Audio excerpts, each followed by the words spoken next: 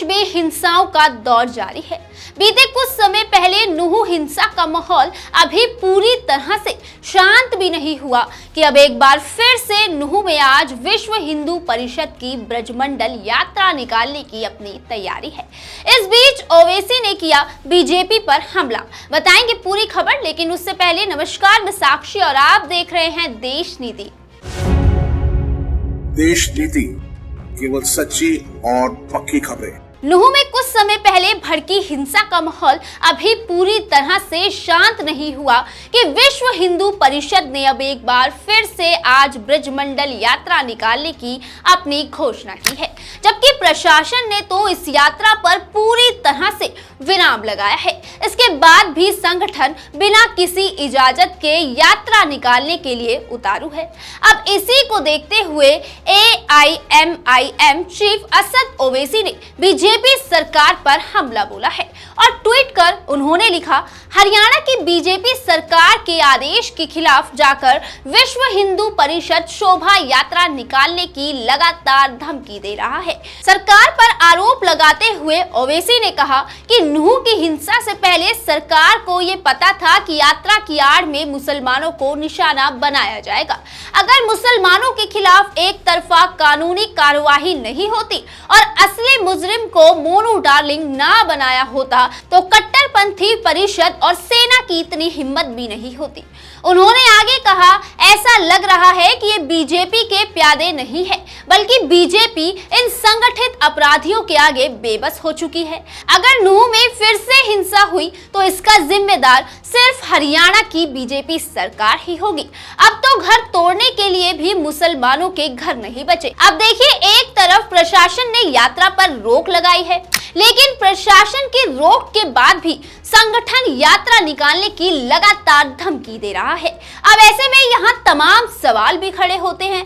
देखिए, सबसे पहला सवाल तो यही खड़ा होता है कि देश में बीजेपी सरकार की फैलाई नफरत अब इस कदर बढ़ गई है कि अब सरकार की रोक के आगे ऐसे लोगों पर कोई रोक ही नहीं है। क्या सरकार अब ऐसे लोगों के आगे कुछ नहीं कर पाएगी? सवाल ये भी है कि क्या सरकार यात्रा पर इस तरह से रोक की स्टेटमेंट सिर्फ और सिर्फ सुप्रीम कोर्ट के दबाव की वजह से ही दे रहा है? क्या सरकार इस तरह का बयान देके सिर्फ और सिर्फ दिखावे की राजनीति कर रही है क्या? वैसे देश में चुनाव से पहले दंगे या हिंसा होना एक आम सी बात अब बन चुकी है, ये तो आप भी जानते ही हैं।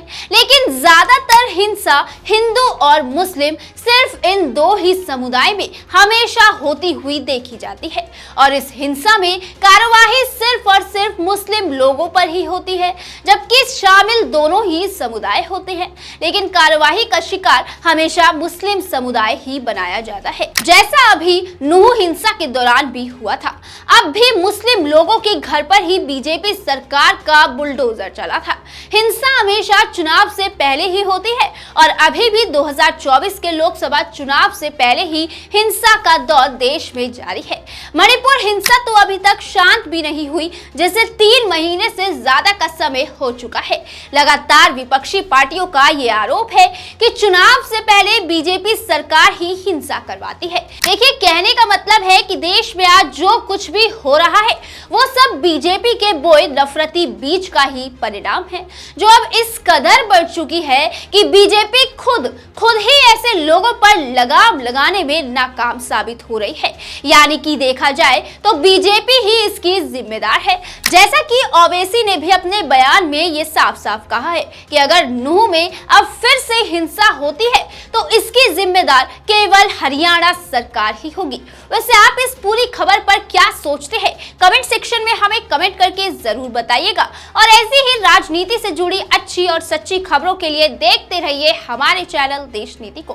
तब तक के लिए धन्यवाद। मिलते हैं आपसे अगली वीडियो के साथ। आपका एक सब्सक्राइब हमारे लिए महत्वपूर्ण है। देश नीति को अभी सब्सक्राइब करें और बेल आइकन को दबाना ना भूलें।